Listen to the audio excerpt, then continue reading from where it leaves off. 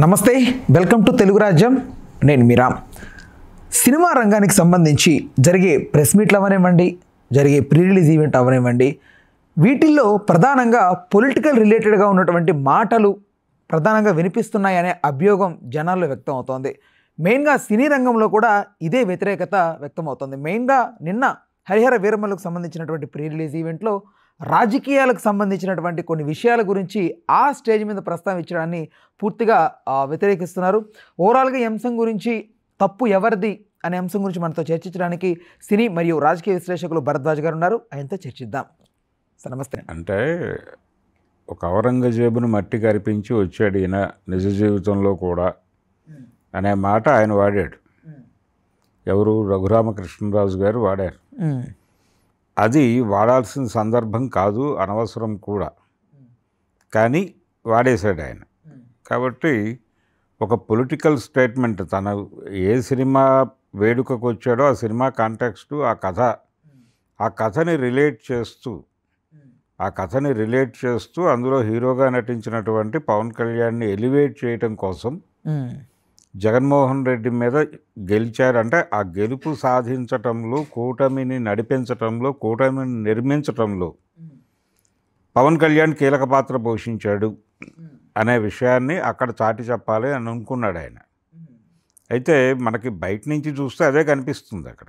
అంటే చంద్రబాబు అరెస్ట్ అయినప్పుడు ఈయన వెళ్ళి ఇంటర్వ్యూ పెట్టి బయటకు వచ్చి మీడియా ముందు నిలబడి తెలుగుదేశం జనసేన వచ్చే ఎన్నికల్లో కలిసి వెళ్తాయి, భారతీయ జనతా పార్టీ కూడా మాతో కలిసేటువంటి అవకాశాలు ఉన్నాయని భావిస్తున్నాను, ఆశిస్తున్నాను అని మాట్లాడాడు ఆయన. ఇదంతా కూడా డిజైన్డ్ ప్రోగ్రామ్.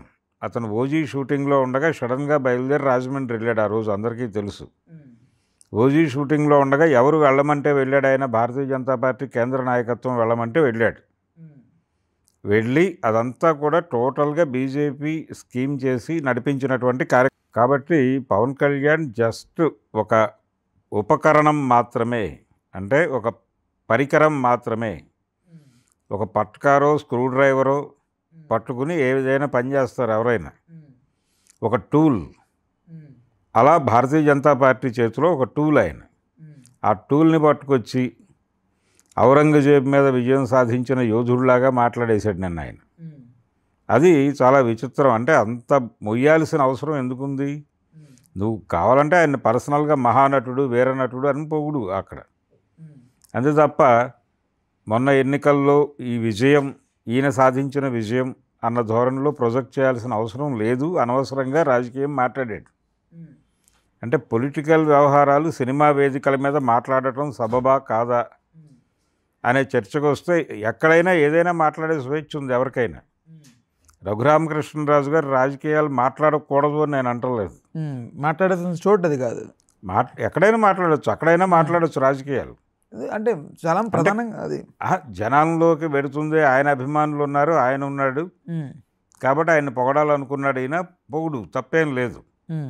ఆయన రాజకీయాలను పొగుడు, ఆయన గొప్పతనాన్ని పొగుడు, ఆయన సిద్ధాంతాలు పొగుడు, అంతే తప్ప మొన్న ఎన్నికల్లో ఈయనే జగన్మోహన్ రెడ్డిని కుప్పకూల్చిన వీరుడు అని చెప్పాల్సిన అవసరం లేదు కదా. అది రాంగ్ స్టేట్మెంట్. రాంగ్ స్టేట్మెంట్ ఇచ్చాడనేది మాత్రమే నా విమర్శ. ఆయన విమర్శించడం తప్పని నేను అంటం లేదు. ఆయన అక్కడికి వచ్చి జగన్మోహన్ రెడ్డి మీద సెటైర్ వేయటం అనేది తప్పని నేను అంటం లేదు, కానీ అది తప్పు. ఆయన మాట్లాడింది తప్పు. పవన్ కళ్యాణ్ ఒక్కడే ఏమీ చేయలేదు అక్కడ. Bharatiya Janata party public mood ప్రకారం ఎవరితో ప్రయాణించాలి అని ఒక బేరీజు వేసుకుని చంద్రబాబును బయటకు తీసుకొచ్చి అతన్ని ముందు పెట్టి ఎన్నికల కార్యక్రమం నడిపి అతన్ని తన కంట్రోల్లో పెట్టుకుంది. ఇప్పుడు కూడా ఆయన కంట్రోల్లోనే ఉన్నాడు. ఆ విషయం ఆయన మొన్న ఫిక్కీ మీటింగ్లోనూ చెప్పుకున్నాడు. ఇతరత్రా కూడా ఆయన రెగ్యులర్గా ఇప్పుడు ఈ సినిమాకి సంబంధించి కూడా ఇప్పుడు ఈ సినిమా నిర్మాతకి ఎఫ్డీసీ పోస్ట్ ఇచ్చే అవకాశం ఉంది అని అనుకోవడం కాదు, ఇస్తారు అని పవన్ కళ్యాణ్ గారు వేదిక మీదే ప్రకటించేశాడు. ఏం రత్నం గారే కాబోతున్నటువంటి ఎఫ్డీసీ చైర్మన్ అని చెప్పాడు. దిల్ రాజు కాదనా? దిల్ రాజు ఇక్కడ తెలంగాణకి. ఓకే, మర్చిపోయి ఆంధ్రప్రదేశ్. ఓకే, ఆయన ఆంధ్రప్రదేశ్కి ఆయన్ని చేయబోతున్నాం. ఆల్రెడీ చంద్రబాబుకు చెప్పాను నేను, ఆయన అంగీకరించే ఛాన్సెస్ ఉన్నాయి. రేపు ఎల్లుండో జీవో వస్తుందని చెప్పాడు ఆయన. అంటే సినీ రంగం ఇంకా ఆంధ్రప్రదేశ్లో ఫుల్ ఫ్లెడ్జ్డ్గా వెళ్ళిందా లేదా అన్నది కాదు, అక్కడ కూడా సినిమా పరిశ్రమకు సంబంధించినటువంటి ఒక శాఖ ఉంది. కందులు దుర్గేష్ గారు దానికి మంత్రిగా ఉన్నారు, సినిమాటోగ్రఫీ మంత్రిగా. వారు కూడా నిన్న వేదిక మీద ఉన్నారు. జనసేనకే ఇచ్చారు అది. కాబట్టి జనసేనకు సంబంధించినటువంటి సినిమాటోగ్రఫీ మంత్రి, జనసేన నాయకుడు, సినిమా యాక్టరు. కాబట్టి ఎఫ్డీసీకి సంబంధించి ఎవరిని తీసుకోవాలో వాళ్ళనే నిర్ణయం తీసుకొనివ్వమని ఆయన వదిలేశాడు. సో గతంలో పోసాని కృష్ణమురళి చేసినటువంటి పదవి అది ఇప్పుడు తెలుగుదేశం హయాంలో రత్నం గారి చేతుల్లోకి వస్తోంది అనేది పూర్తి క్లారిటీ ఉంది. అది కూడా వేదిక మీద చెప్పేశారు వాళ్ళు. సో ఇంత రాజకీయం నడుస్తోంది. దీని పట్ల ఎవరికి ఏ రకమైనటువంటి అభ్యంతరాలు ఉండాలని నేను అనుకోవడం లేదు. మాట్లాడే హక్కు ఉంది మీకు, మాట్లాడారు ఓకే. కానీ మాట్లాడింది అవాస్తవము. ఆ మాట్లాడిన మాటల మీద నేను విమర్శిస్తున్నాను. రఘురామకృష్ణరాజు మాట్లాడిన మాటలు ఆయనకి నిజం అని అనిపిస్తోందేమో కానీ, దాన్ని నిజమని ప్రపంచాన్ని నమ్మించే ప్రయత్నం చేస్తున్నాడేమో కానీ, పవన్ కళ్యాణ్ చంద్రబాబు నాయుడిని బీజేపీని కలిపి జగన్మోహన్ రెడ్డిని ఓడించాడు అనేటువంటి నేరేటివ్ కల్పించడం కోసం ఇష్యూ చేసినటువంటి ప్రకటన అది తప్పు. మొత్తం ఆడేది మొత్తం లీలా మానుష విగ్రహం అక్కడ ఉంది ఢిల్లీలో. అది అమిత్ షా అనే పేరుతో ఉండొచ్చు, లేకపోతే నరేంద్ర మోడీ అనే పేరుతో ఉండొచ్చు. కానీ ఢిల్లీ నుంచి జరిగినటువంటి ఒక ఆపరేషన్లో భాగంగా పవన్ కళ్యాణ్ గారు ఆ రోజు వెళ్ళి చంద్రబాబు గారిని కలిసి వారిని ఆ విండో మూసేయకండి అని చెప్పి వారిని తను కాపాడినట్లుగా ఒక ప్రొజెక్షన్ ప్రపంచం మీదకు వదిలాడు. దాంతోపాటు ఈ కళ్యాణ్ గారికి సంబంధించి కూడా కళ్యాణ్ గారి టికెట్స్ ప్రైస్ గురించి కూడా మెన్షన్ చేసి, నా సినిమా వస్తే అప్పుడే చెప్పాను మనల్ని ఎవడు రాపేదని. సో దానికి తగ్గట్టుగానే ఇప్పుడు టికెట్ ప్రైస్ ఉన్నాయన్నారు. ఇప్పుడు టికెట్ డిమాండ్ అండ్ సప్లై అన్నాడు ఆ రోజు ఆయన రిపబ్లిక్ ఫంక్షన్లో మాట్లాడుతూ. డిమాండ్ అండ్ సప్లై ప్రకారం మా సినిమాలకు వచ్చేటువంటి ఆడియన్స్ ఎంత డబ్బులు పెట్టైనా చూస్తారు అని చెప్పారు వారు ఆ రోజు. నేను అనేది ఏంటంటే, మొదటి 2 రోజులు మీకు హడావిడి చేసేది, మీరు వేసేటువంటి ప్రీమియర్స్కి వచ్చేటువంటి వాళ్ళు ఎవరు? మీ అభిమానులే వస్తారు. మీ అభిమానుల గొంతులు కోసే హక్కు ఎవడిచ్చాడు మీకు? మీ మీద అభిమానంతో వాళ్ళు థియేటర్కి వస్తే వాళ్ళ దగ్గర 600, 700 రూపాయలు, 800 రూపాయలు మీరు టికెట్ల పేరుతో తీసేసుకుంటే, వాళ్ళ జేబులకు చిల్లు పెట్టి మీరు మీ బొక్కసం నింపుకునే ప్రయత్నం చేయటం ఎంతవరకు సబబు? మిమ్మల్ని అభిమానించినందుకు మీరు ఇచ్చే కానుక అదే వాళ్ళకి. ఇప్పుడు జరిగేది కూడా అదే. ఇప్పుడు హరిహర వీరమల్లు బుకింగ్లు ఓపెన్ అయినా జనాలు ఎగబడుతున్న వాళ్ళందరూ ఆయన అభిమానులే. ఆయన అభిమానులకు ఆయన చూడాలనే కోరిక ఉండొచ్చు. ఎంత డబ్బులైనా పెట్టి టికెట్లు కొనుక్కోవచ్చు కూడా. గతంలో కూడా బ్లాక్ టికెట్లు భారీ ఎత్తునే కొనుక్కునేవాళ్ళు. ఇప్పుడు బ్లాక్ జీఎస్టీ కట్టి ప్రభుత్వమే నడుపుతోంది. ఈ పరిస్థితి ఎందుకు వచ్చింది అనేది ఒక ప్రశ్న. రెండోది, ఈ టికెట్లు కొనే మీ అభిమానుల్ని మీరే, అంటే ఏదో పాము తన గుడ్లను తనే తినేసినట్టు మీ అభిమానులు మీరే తినేస్తే అలాగా ఇది ప్రశ్న. అందుకని టికెట్ల రేట్లు పెంచటం అనేది, థియేటర్ ఆల్రెడీ ఇప్పుడు సాధారణ ప్రేక్షకుడు థియేటర్కి వెళ్ళటానికి భయపడుతున్నాడు. ఎంత పెద్ద హీరో సినిమా అయినా సరే షో పడిన 1.5 గంట తర్వాత ఎక్కడో చోట ఏదో ఒక ఇంటర్నెట్ ప్లాట్ఫామ్లో అవైలబుల్గా ఉంటుంది కంటెంట్. రేపు హరిహర వీరమల్లు కూడా అలాగే అవైలబిలిటీలోకి వస్తుంది. వచ్చినప్పుడు డౌన్లోడ్ చేసి సరదాగా ఫోన్లో చూసుకుందాం అనుకుంటున్నారు, కానీ ఎవరు థియేటర్కి వెళ్ళాలని అనుకోవడం లేదు. ఈ కండిషన్లో మీరు టికెట్ల రేట్లు పెంచుకుని సింగిల్ స్క్రీన్స్ తగ్గిపోయినాయి మొత్తం అన్ని ఊళ్ళల్లోనూ. సినిమా చూడాలంటే చచ్చినట్టు మల్టీప్లెక్స్లకు వెళ్ళక మార్గం లేదు. మల్టీప్లెక్స్లు ఒకటే మార్గం. మల్టీప్లెక్స్లో టికెట్ల రేట్లు పెంచారు మీరు. లోపల స్నాక్స్ రేట్లు భారీగా ఉంటాయి. 800 పెట్టి టికెట్ కొని, 900 పెట్టి పాప్కార్న్ కొని, 80 రూపాయల నుంచి 100 రూపాయలు పెట్టి వాటర్ కొనుక్కుని ఏమైపోవాలి జనాలు?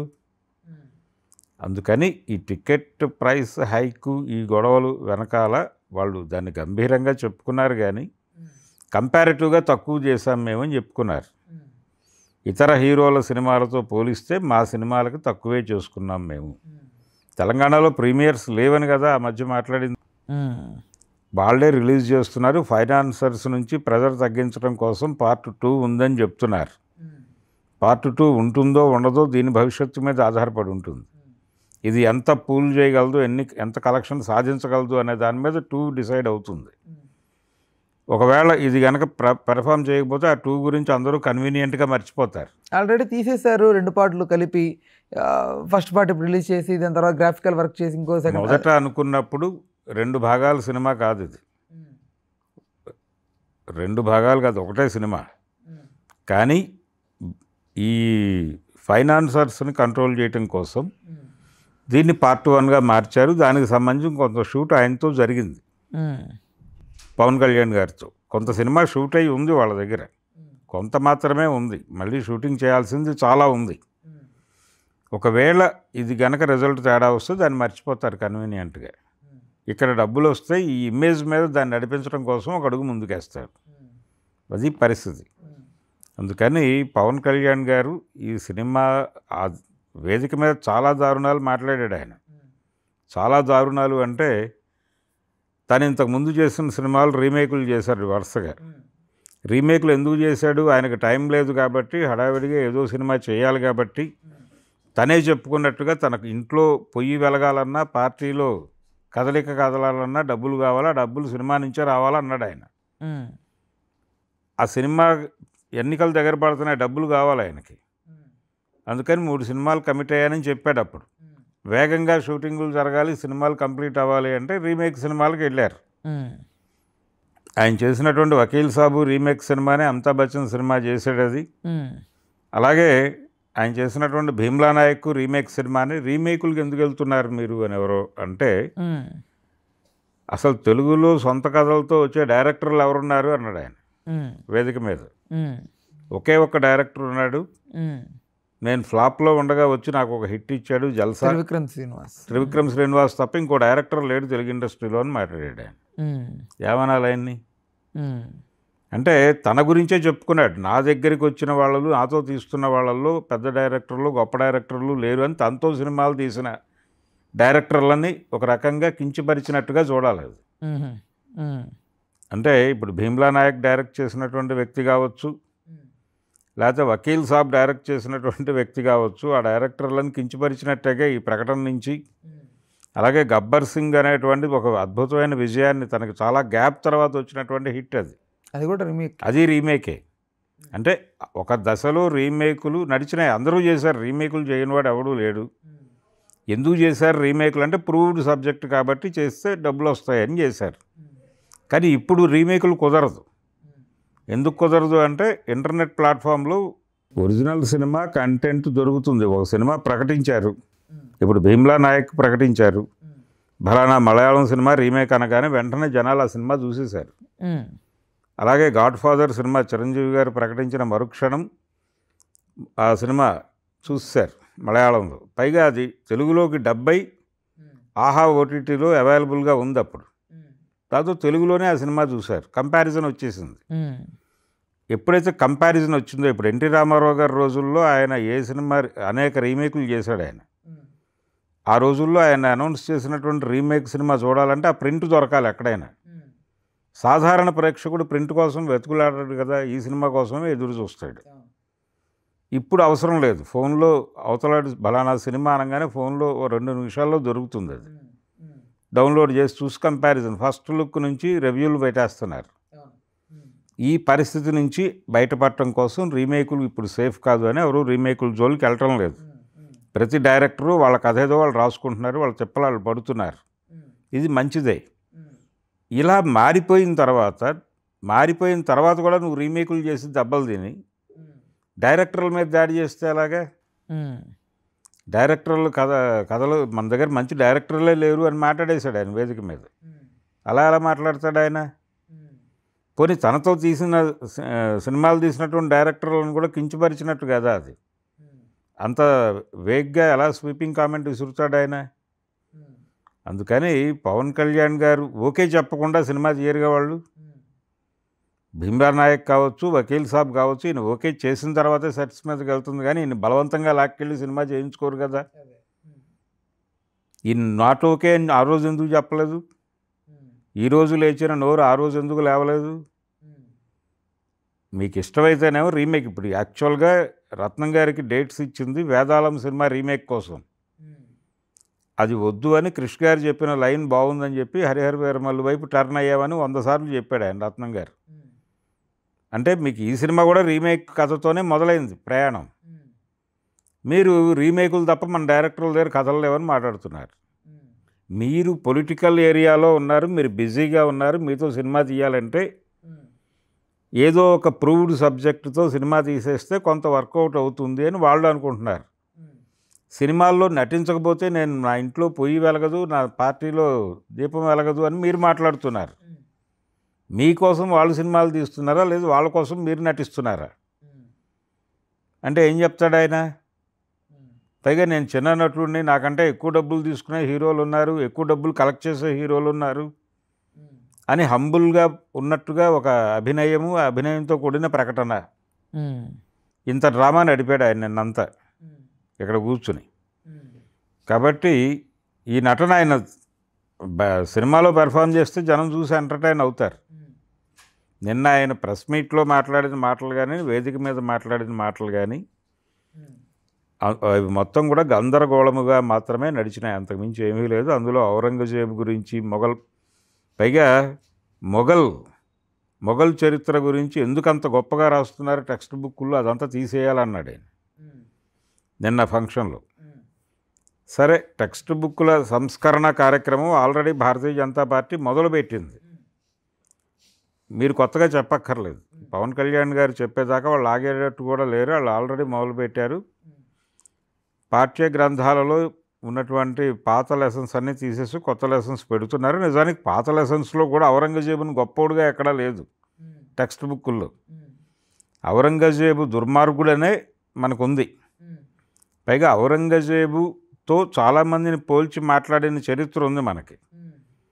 నందమూరి తారక రామారావు గారిని చంద్రబాబు గారు వెన్నుపోటు పొడిచినప్పుడు ఆయన జెమినీ టీవీలో కూర్చుని మాట్లాడిన మాటల్లో కూడా ఔరంగజేబుని వాడారు. ఔరంగజేబు చంద్రబాబు నాయుడే అని చెప్పి మాట్లాడాడు ఆయన. కాబట్టి ఔరంగజేబు అనేటువంటి బిరుదు పవన్ కళ్యాణ్ ఉప ముఖ్యమంత్రిగా ఉన్నటువంటి ప్రభుత్వాన్ని ఎవరైతే నడిపిస్తున్నారో ఆ అధినేతకు కూడా ఉంది. ఆ పార్టీ వ్యవస్థాపకుడే ఆయన ఔరంగజేబు అని చెప్పి అన్నాడు. అయితే ఒరిజినల్గా చారిత్రకంగా చూస్తే ఔరంగజేబు దుర్మార్గుడా కాదా అంటే ఒక రాజు ఎలా వ్యవహరించాలో అలాగే వ్యవహరించాడు ఆయన.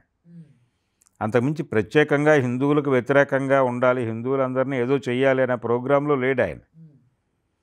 దక్కన్ని దక్షిణ భారతదేశాన్ని తన కంట్రోల్లోకి తెచ్చుకోవడం కోసం కష్టపడ్డాడు ఆయన. ఆ కష్టపడే క్రమంలో ఇక్కడే చచ్చిపోయాడు, దక్కన్లోనే చచ్చిపోయాడు ఆయన. ఢిల్లీలో చావలేదు ఆయన, దక్కన్లోనే చనిపోయాడు. ఆయన సమాధి కూడా అక్కడే ఉంది. కాబట్టి మహారాష్ట్రలో ఉంది సమాధి, మహారాష్ట్ర పరిసరాల్లో సమాధి ఉంది, అక్కడే చచ్చిపోయాడు ఆయన. కాబట్టి ఔరంగజేబుని ఒక పెద్ద విలన్గాను, శివాజీని హీరోగాను ఒక నేరేటివ్ని బిల్డ్ చేసి ఆ నేరేటివ్ని నిజమని ప్రజలు నమ్మేలాగా నడిపించడం అనే ప్రోగ్రాం ఎలాగూ భారతీయ జనతా పార్టీ, ఆర్ఎస్ఎస్ అవి చేస్తున్నాయి. దాన్ని ఈయన కూడా భుజాన్ని వేసేసుకుని నిన్న ఆ ప్రోగ్రాం అంతా మాట్లాడేశాడు. ఇదొక గందరగోళం. ఇలా 100 గందరగోళాల మధ్య జరిగింది ఆ కార్యక్రమం, హరిహర వీరమల్లు అనేటువంటి కార్యక్రమం. ఇందులో చాలా అవాస్తవాలు, వాటిని వాస్తవాలు అని భ్రమింపజేసేటువంటి ప్రయత్నాలు ఇవన్నీ జరిగినాయి. అనవసరమైన నిందలు వేయటం అందరి మీద, ముఖ్యంగా పెయిన్ అనిపించింది డైరెక్టర్ల మీద నింద వేయటం. త్రివిక్రమ్ తప్ప తెలుగులో ఇంకో డైరెక్టర్ లేడని మాట్లాడటం. మరి ఇప్పుడు పెద్ద పెద్ద హిట్స్ ఇస్తున్నటువంటి వాళ్ళందరూ ఆయన కళ్ళకి కనిపిస్తున్నారో కనిపించడం లేదో నాకు అర్థం కావట్లేదు. అంటే ఆయన పర్స్పెక్టివ్ ఏంటంటే లైక్ నన్ను ఆదుకుంది త్రివిక్రమ్ అనేది కదా చెప్పాడు ఆయన. ఇండస్ట్రీని ఆదుకుంది, ఆయన ఆదుకున్నాడు. మిగిలిన హిట్లు ఇచ్చిన హరీష్ శంకర్ ఎందుకు కనిపించలేదు ఆయనకి? గబ్బర్ సింగ్ హిట్ ఇచ్చాడుగా, మరి ఆయన ప్రస్తావన ఎందుకు లేదు? అందుకని అంటే పైగా రీమేకులు ఖాతాలో వేసి తిట్టాడుగా హరీష్ శంకర్ని కూడా. హరీష్ శంకర్తో ఇప్పుడు ఒక సినిమా చేస్తున్నాడు ఆయన, ఏది ఉస్తాద్ భగత్ సింగ్ షూటింగ్ నడుస్తోంది అది. సరే, మీరు ఇవన్నీ చెయ్యండి, చేయకపోండి, అది వేరే గొడవ. కానీ డైరెక్టర్ల మీద వాటి మీద మీ దగ్గరికి వచ్చిన కథలు మీరు ఒప్పుకుంటేనే కదా చేసేది వాళ్ళు. మీ దగ్గరికి వచ్చి మేము బలానా సినిమా రీమేక్ చేస్తున్నాము ఈ పేరుతో, వద్దు చేయొద్దు, స్ట్రైట్ సబ్జెక్ట్ ఉంటే తీసుకురండి, లేదా మీరు వెళ్ళిపోండి ఇక్కడి నుంచి అంటే వాళ్ళు వెళ్ళిపోయి సొంత కథలే పట్టుకొచ్చేవాళ్ళుగా. మరి ఆ రోజున చెప్పకుండా ఈ రోజున వేదిక మీద వాళ్ళ మీద పడి ఆడవటం ఎందుకు? అందుకని కరెక్ట్ కాదు అది, ఆ మాటలు కరెక్ట్ కాదు. నానా గందరగోళంగా మాట్లాడాడు ఆయన నిన్న ప్రెస్ మీట్లోనూ అలాగే మాట్లాడాడు, సాయంత్రం ఈవెంట్లో కూడా అలాగే మాట్లాడాడు. హలో, తెలుగు రాజ్యం ఛానల్ చూస్తున్నారా? సామాజిక రాజకీయ జీవన చిత్రణే తెలుగు రాజ్యం. అతిశయోక్తులు అసత్యాలు ఉండవు. రాజకీయ కోణం కాదు, ప్రజా కోణమే కొలబద్ద. తెలుగు రాజ్యం వీక్షణ మీ ఉత్తమ అభిరుచికి నిదర్శనం.